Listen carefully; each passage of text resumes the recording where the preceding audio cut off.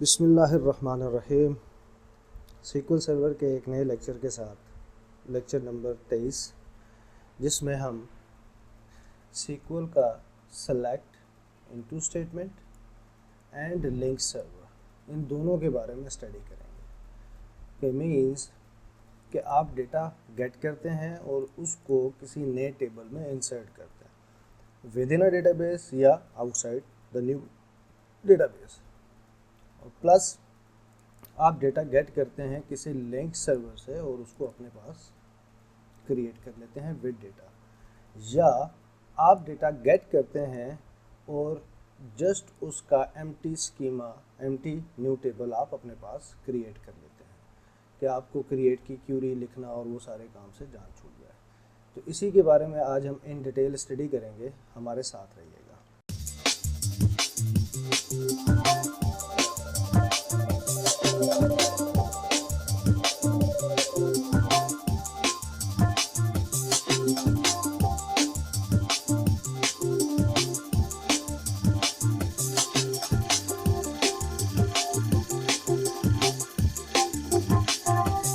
अच्छा जी, स्टार्ट करते हैं।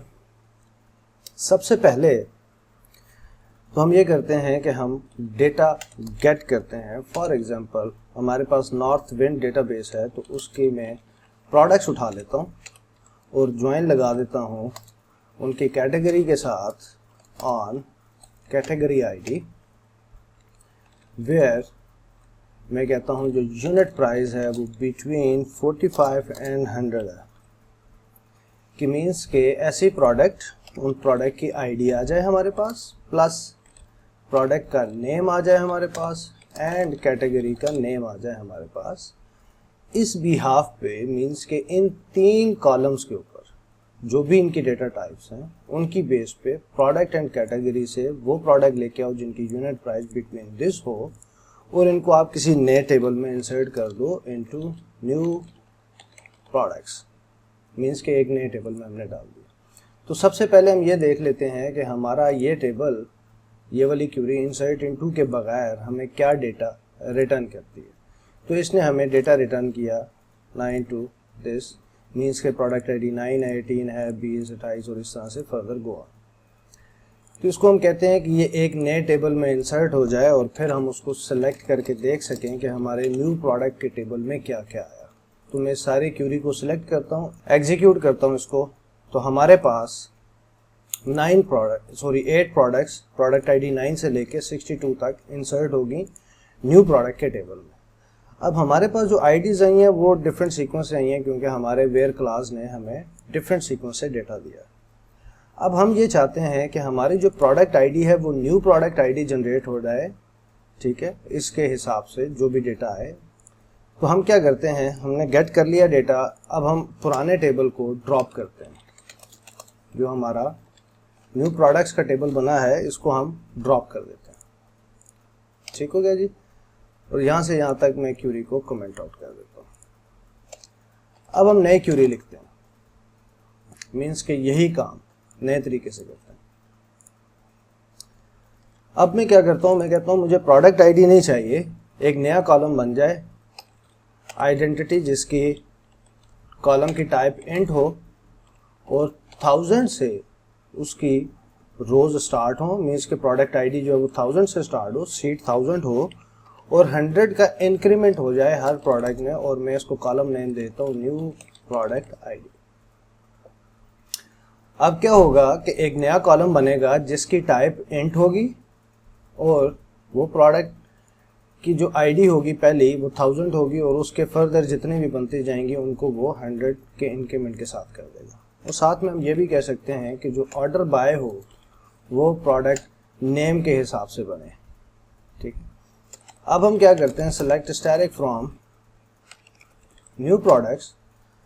अब हम इस क्यूरी को एग्जीक्यूट करेंगे तो हमारे पास कॉलम का नेम आ जाएगा new product ID with this specification और प्रोडक्ट का name and category name insert into new product. तो हमने गेट किया, तो अब हमारी पहली प्रोडक्ट 1000 आई और ये भी सॉर्टिंग ऑर्डर में हो गए, सेकंड 1100, 12 एंड सो ऑन, इस तरह से 1 by 1 उनमें ऐड होती है। ठीक है जी। अच्छा, अब हम एक स्टेप आगे बढ़ते हैं।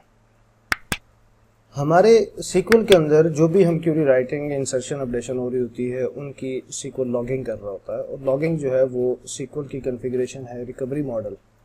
ठीक है, तो हम अपने डेटाबेस की प्रॉपर्टी में आते हैं और ऑप्शंस में जाते हैं। तो हमारा इस वक्त रिकवरी मॉडल जो है वो फुल है। मीन्स के 3 किस्म के रिकवरी मॉडल होते हैं, फुल, बल्क लॉग्ड या सिंपल। इसको हम आगे जब डेटाबेस एडमिनिस्ट्रेशन शुरू करेंगे तो उसमें स्टडी करेंगे। यहाँ पे हम सिर्फ इसका माइनर सा एक टच देते हैं कि मैं ये चाहता हूँ कि मेरा यही काम, मैं प्रोडक्ट को दोबारा ड्रॉप कर देता हूँ टेबल को, प्रोडक्ट के टेबल को। ठीक है, कि यही जो काम हमने अभी किया है, ये काम लॉगिंग को सिंपल करके हो। ठीक है, तो मैं क्या करता हूँ, अल्टर करता हूँ अपनी डेटाबेस को। डेटाबेस हमारी कौन सी है जी? नॉर्थ विंड है। और मैं से कहता हूँ सेट रिकवरी बल्क लॉग्ड है। बल्क लॉग जो है वो रिकवरी हो जाए, देन गो। और इसके बाद हम अपनी वही क्यूरी जो हमने यहाँ पे लिखी थी, इसी क्यूरी को मैं कॉपी कर लेता हूँ। और जब ये क्यूरी चल जाए तो चलने के बाद मैं कहता हूँ alter database north wind set recovery again full and go.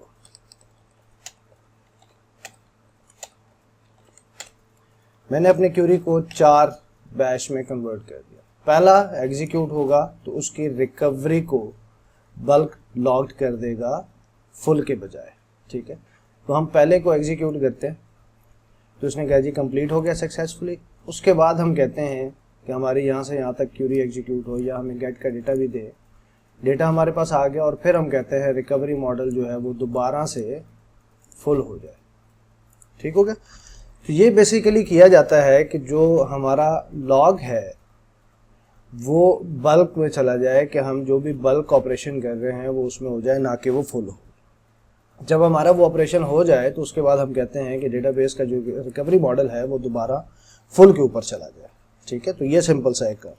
इसको इन डिटेल हम पढ़ेंगे। हमारी जो नेक्स्ट सीरीज इस सीक्वल की सीरीज के बाद स्टार्ट होगी डेटाबेस एडमिनिस्ट्रेशन की, तो उसके अंदर, और फिर उसके बाद हमारी एक और सीरीज हम स्टार्ट करेंगे डेटाबेस ऑप्टिमाइजेशन की। तो उनमें हम इन चीज़ों को कवर करेंगे जो डेटाबेस से रिलेटेड है, एडमिनिस्ट्रेशन से और ऑप्टिमाइजेशन से। अच्छा जी, एक स्टेप आगे मूव करते हैं। अच्छा जी, अब हम क्या करते हैं, हम ये करते हैं कि हमारा जस्ट एम्प्टी टेबल क्रिएट हो जाए। ठीक है, ऑन दिस बिहाफ पे, यहां से यहां तक मैं चाहता हूं कि न्यू प्रोडक्ट का सिर्फ एम्प्टी टेबल क्रिएट हो। तो हम पुराने न्यू प्रोडक्ट को ड्रॉप कर देते हैं। हमारे पास यहाँ पे ड्रॉप की क्यूरी है, इसको हम एग्जीक्यूट कर देते हैं कि हमारा जो न्यू प्रोडक्ट का टेबल है वो ड्रॉप हो गया। अब हम आते हैं, क्या करते हैं कि न्यू प्रोडक्ट्स का एक एम्प्टी टेबल क्रिएट हो जाए। तो एम्प्टी टेबल के लिए मैं क्या करूंगा, वेयर 1 = 2। ये चीज़ हम ऑलरेडी पढ़ भी चुके हुए हैं प्रीवियस लेक्चर्स में, लेकिन मैं इसको दोबारा थोड़ा सा रिवाइंड कर देता हूँ कि जब हम 1 = 2 करेंगे तो हमारे पास बेसिकली क्या होगा, कुछ भी डेटा नहीं आएगा। कैसे? मैं इसको वापस ले आता हूँ प्रोडक्ट आईडी पे, और इंसर्ट इनटू को मैं थोड़ी देर के लिए बंद कर देता हूँ, और मैं इसे कहता हूँ वेयर 1 = 2। तो 1 = 2 के केस में हमारे पास एम्प्टी टेबल आएगा। तो याद रहे कि जब हम सेलेक्ट इनटू का इस्तेमाल करते हैं तो उस केस में होता ये है कि पहले टेबल क्रिएट हो जाता है जो भी आपका स्कीमा आएगा उसकी बेस पे। ठीक है, उसके बाद डेटा उसके अंदर इंसर्ट होता है। तो इनटू बेसिकली पहले टेबल क्रिएट करता है, then get and then into. ठीक है, तो हमारे पास 1 = 2 के केस में कोई भी डेटा नहीं आएगा, तो ये क्या करेगा, एक एम्प्टी टेबल क्रिएट कर देगा। ठीक है, विद 0 रो अफेक्टेड। अब हम सेलेक्ट करते हैं स्टैटिक फ्रॉम न्यू प्रोडक्ट्स।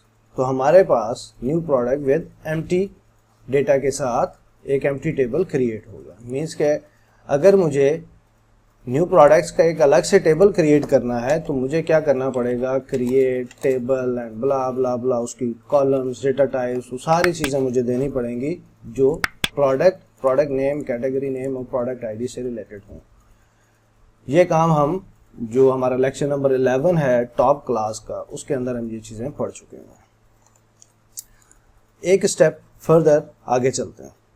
अब हम बात करते हैं लिंक सर्वर की, कि मीन्स कि मेरे पास एक सर्वर रिमोट है, रिमोट सर्वर पर हुआ, और उसके साथ मैं कुछ प्ले करना चाह रहा हूँ कि मैं वहाँ से एक टेबल को या डेटा को लाना चाह रहा हूँ, और यहाँ पे हमारे पास इस सर्वर में मैं उसको इंसर्ट करना चाह रहा हूँ और क्रिएट करना चाह रहा हूँ एक टेबल विद रिमोट डेटाबेस की टेबल के डेटा के साथ। तो उसके लिए हमें क्या चाहिए, उसके लिए हमें ये चाहिए कि हमारी डेटाबेस के अंदर जो हमारा SQL सर्वर है, ठीक है, यहाँ पे हमारे पास सर्वर ऑब्जेक्ट में लिंक्ड सर्वर, मीन्स कि हम लिंक सर्वर क्रिएट कर सकते हैं किसी भी रिमोट एरिया में पड़े SQL सर्वर के साथ, ठीक है। तो वो किसी भी स्टैटिक IP पे चल रहा होगा, किसी भी होस्ट नेम पे रजिस्टर्ड होगा, वहाँ पे चल रहा होगा। तो उसके लिए हमें क्या क्या करना पड़ता है, सबसे पहले सिस्टम का हमने काम करना है। तो यहाँ पे याद रहे हमने डेटाबेस को कॉल करना है मास्टर डेटाबेस को, और फिर मैं कहता हूँ execute sp add link server. तो मैंने लिंक सर्वर ऐड करना है। तो लिंक सर्वर में मुझे सर्वर का नेम देना है। यहाँ पे सर्वर का नेम फॉर एग्जांपल देता हूँ माई लिंक्ड सर्वर, ठीक है। उसके बाद प्रोवाइडर, कि हमारे पास कौन सा प्रोवाइडर है जिसको हम यूज़ करते हैं। हम बेसिकली SQL सर्वर के नेटिव क्लाइंट को यूज़ करेंगे। तो मैं यहाँ पे कहता हूँ SQL server native client I, ठीक है, नेटिव क्लाइंट। उसके बाद डेटा सोर्स में आप जो भी आपका रिमोट सर्वर है उसकी आप या तो IP देते हैं, या विद इन द लैन अगर आपके पास है कोई होस्ट रजिस्टर्ड है तो आप उसका होस्ट नेम देते हैं, या उसके अंदर अगर इंस्टेंस बना हुआ है तो उसको आप देते हैं। तो मैं फिलहाल अपने ही इस सर्वर को as a linked server create करता हूं। तो मेरा ये सर्वर जो है IA-PC के नाम से है। अगर मेरे पास फर्दर कोई इंस्टेंस होगा तो मैं बैकस्लैश के साथ उसका इंस्टेंस नेम जो भी हमारे पास होगा वो हम यहाँ पे दे देंगे। तो फिलहाल मेरे पास डिफ़ॉल्ट इंस्टेंस है जो कि IA-PC के नाम से है, तो यही मैं दूंगा, ठीक है। कैटलॉग अगर आप किसी डेटाबेस के साथ एसोसिएट करना चाहते हैं। अच्छा जी, एक काम हो गया ये, जब आप लिंक सर्वर क्रिएट कर लेंगे तो उस लिंक सर्वर को हमने रिमोट पासवर्ड्स के साथ अगर एक्सेस करना है तो मैं यहाँ पे इसे एक और ऑप्शन दूंगा sp add link server remote logins, कि मेरे लिंक सर्वर के रिमोट लॉगिन्स क्या है। अब यहाँ पे मैंने एक सर्वर नेम दिया जो कि अंडर द लिंक सर्वर यहाँ पे मेरे पास अवेलेबल होगा। फिर मैंने प्रोवाइडर दिया कि मैंने किस प्रोवाइडर के थ्रू एक्सेस करना है और मैंने किसको एक्सेस करना है। अब जिसको एक्सेस करना है उसकी लॉगिन की इंफॉर्मेशन हमने यहाँ पे देनी है। तो मैं यहाँ पे अपना रिमोट सर्वर जो कि एक IP भी हो सकती है, अगर लैन पे हैं तो आपकी होस्ट नेम भी हो सकता है, अगर रिमोट है तो लाइव IP भी हो सकती है, लोकल IP भी हो सकती है, एंड होस्ट नेम भी हो सकता है। अब यूज़ सेल्फ, मैंने खुद यूज़ करना है, इस वक्त सेल्फ यूज़ करना है, मीन्स के सेम PC से मैं यूज़ कर रहा हूँ तो मैं उसको ट्रू कर सकता हूँ, अदरवाइज आप इसको फॉल्स कर सकते हैं। अब रिमोट यूज़र कौन सा है, मीन्स के मैंने इस अपने सर्वर को एक्सेस करना है तो मेरे पास इसका यूज़र ID क्या है। कोई भी यूज़र ID जो आप देना चाह रहे हैं वो, तो फिलहाल मैं SA के यूज़र ID को यूज़ कर लेता हूँ। फिर रिमोट सर्वर का पासवर्ड क्या है, तो इस वक्त जो पासवर्ड है या जो भी आपका पासवर्ड है वो आप यूज़ कर सकते हैं, ठीक है। अच्छा, अब इससे होगा क्या, इससे होगा ये कि एक लिंक सर्वर क्रिएट होगा और उस लिंक सर्वर की पासवर्ड की इंफॉर्मेशन एडअप हो जाएगी आपके PC में। तो मैं इसको एग्जीक्यूट करता हूँ पूरी की पूरी क्यूरी को, तो उसने कहा सक्सेसफुली कंप्लीटेड। तो अब हम अपने सर्वर ऑब्जेक्ट में आते हैं, लिंक सर्वर में रिफ्रेश करते हैं तो हमारे पास एक क्रिएट हो गया माई लिंक सर्वर के नाम से जो हमने यहाँ पे दिया था। तो यहाँ पे आप उस सर्वर का नेम दे सकते हैं जिस सर्वर के साथ आप एक्सेस कर रहे हैं, ठीक हो गया जी। इसको मैं यहाँ से लेके यहाँ तक कमेंट कर देता हूँ। अब हम एक स्टेप फर्दर आगे जाते हैं, तो हमारे पास लिंक सर्वर क्रिएट हो गया। अब हमने क्या करना है कि इस लिंक सर्वर से डेटा उठाना है, कोई भी डेटा, और उस डेटा को हमने अपने पास हमारी इस डेटाबेस में, इस सर्वर पे जहाँ पे अभी हम खड़े हैं, यहाँ पे हमने लेके आना है। ठीक हो गया जी। अच्छा, अब हम क्या करते हैं, अब यहाँ पे हम क्या करते हैं कि हम डेटा गेट करते हैं हमारे लिंक सर्वर से, सेलेक्ट स्टैटिक फ्रॉम जो हमारी लिंक सर्वर है डॉट उसकी नॉर्थ विंड डेटाबेस से डॉट कैटेगरी का।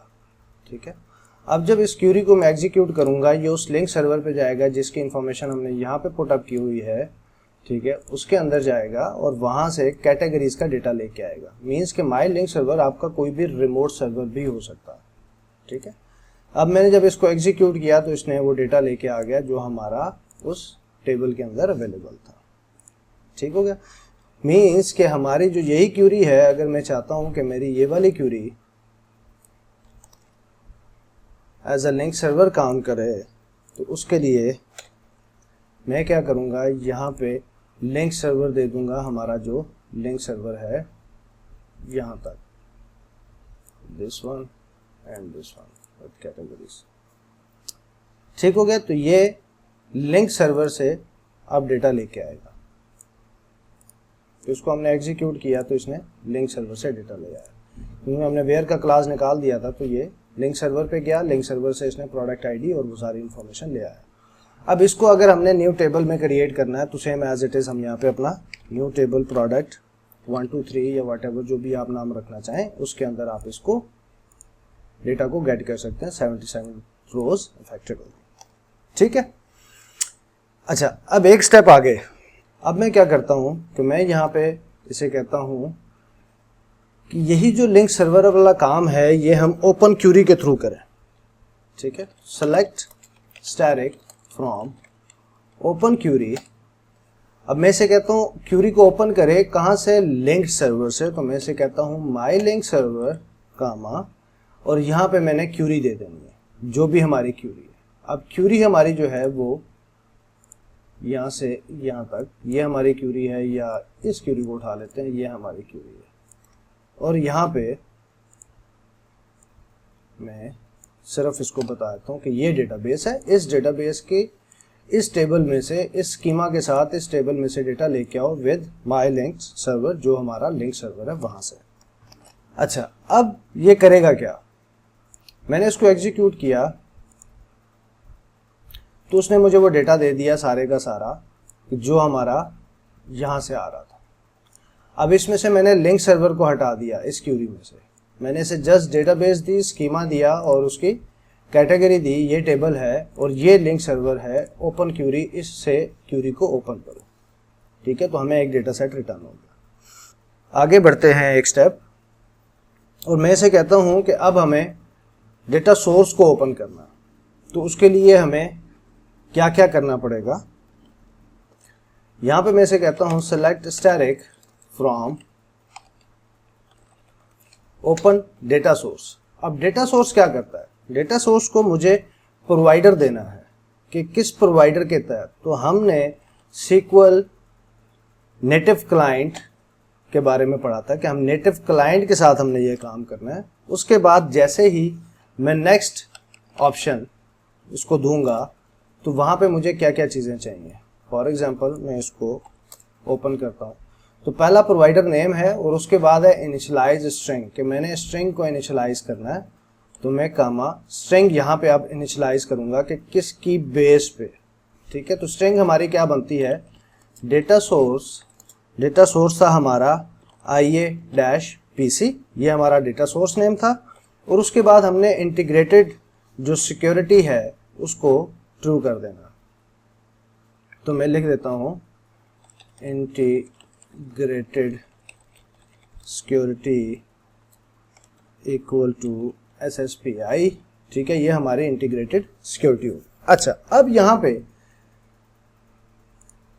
ये हमारे पास डेटा सोर्स को ओपन करेगा। मैं इसे कहता हूं dot north wind dot DBO dot category. ठीक है, अब इस क्यूरी को जब मैं एग्जीक्यूट करूंगा तो यहाँ पे याद रहे हमने अभी यूज़र आईडी और पासवर्ड नहीं दिया, हमने इंटीग्रेटेड सिक्योरिटी SSPI को यूज़ किया, मीन्स कि विंडोज़ ऑथेंटिकेशन को यूज़ किया। लेकिन मैं इस वक्त जो लॉगिन हूँ मैं SA के यूज़र के साथ लॉगिन हूँ, मैं विंडो ऑथेंटिकेशन से लॉगिन नहीं हूँ। ठीक है, तो अब मैं इसको जब एग्जीक्यूट करता हूँ तो ये हमें एक एरर देगा कि हम ओपन रो सेट या ओपन डेटा सोर्स को इस्तेमाल नहीं कर सकते, क्योंकि हमारी जो एडहॉक डिस्ट्रीब्यूटेड क्यूरी है वो इस वक्त ऑफ है। ठीक है, तो उसके लिए मुझे दो काम करने पड़ेंगे। पहला काम तो ये कि मेरी ये क्यूरी यहाँ पे ये मुझे बता रहा है कि ये इनेबल नहीं है। ठीक है, इसको आपने इनेबल करना। ठीक हो गया जी। दूसरा काम, दो काम हमें करने पड़ेंगे। तो पहला काम मैं क्या करता हूं, मैं करता हूं exec कॉन्फ़िगरेशन कॉन्फ़िगर करता हूं किस चीज को, इसको एडहॉक डिस्ट्रीब्यूटेड क्यूरीज को कॉपी पेस्ट, और मैं से कहता हूं कॉन्फ़िगर वैल्यू इक्वल टू 1 कि ये इसको आप इनेबल कर दो, एडहॉक डिस्ट्रीब्यूटेड क्यूरीज को आप इनेबल कर दो। तो इसको मैं सबसे पहले इनेबल करूंगा। तो उसने कहा जी कि चेंज हो गया 0 to 1। अब इस कॉन्फ़िगरेशन को अप्लाई करने के लिए दो तरीकाकार है। एक तरीकाकार तो ये है कि मैं अपने सर्वर की सर्विस को रिस्टार्ट करूं, जब सर्विस रिस्टार्ट होगी तो वो जो न्यू कॉन्फ़िगर्ड वैल्यू होगी उसको उठा लेगा। दूसरा तरीकाकार ये है कि मैं यहाँ पे लिखूँ रिकॉन्फ़िगर, और रिकॉन्फ़िगर को मैं एग्जीक्यूट कर दूं तो वो रिकॉन्फ़िगर कर देगा जो भी हमने नई कॉन्फ़िगरेशन चेंज की है उसको। ठीक हो गया जी। अच्छा, अब अगर मैं इस क्यूरी को एग्जीक्यूट करता हूं तो अब एरर थोड़ा सा चेंज हो जाएगा। अब उसने कहा जी can not start the distributed queries using integrated login because the user is logged in using SQL server authentication.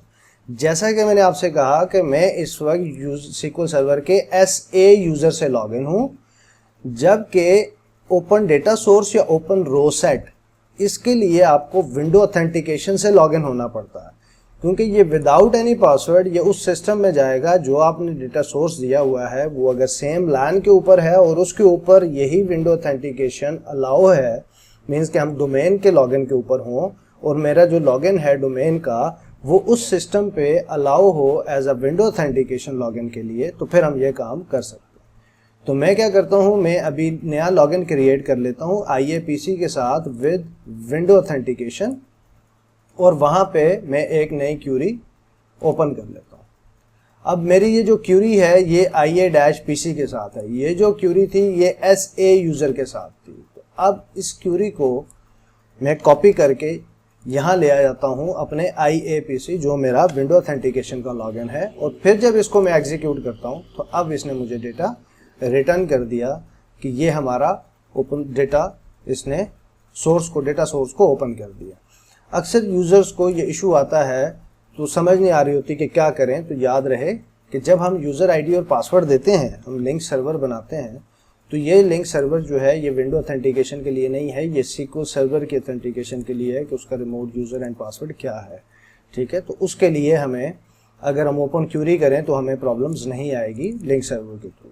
ठीक है, अगर हम ओपन डेटा सोर्स या ओपन रो सेट करने जा रहे हैं विद विंडो ऑथेंटिकेशन तो तब आपको दो काम करने होते हैं। पहला काम कि आपने एडहॉक डिस्ट्रीब्यूटेड क्यूरीज को इनेबल करके उस सर्वर को रिकॉन्फ़िगर करना होता है, एंड देन आपको विंडो के लॉगिन से ऑथेंटिकेशन से उसको यूज़ करना पड़ता है जिस सर्वर पे आप खड़े होते हैं वहाँ से। ठीक है, तो ये था हमारा select into with linked server के साथ। उम्मीद है बहुत सी नई चीज़ें आपने इसमें सीखी होंगी। आपको लिंक सर्वर इंसर्ट इनटू काफ़ी इंटरेस्टिंग अब लगा होगा। इंशाल्लाह ज़िंदगी रही तो नेक्स्ट लेक्चर में आपसे दोबारा मुलाकात होगी। तब तक के लिए अपना ढेर सारा ख्याल रखिएगा और हमें अपनी दुआओं में याद रखिएगा। फ़ी अमान अल्लाह।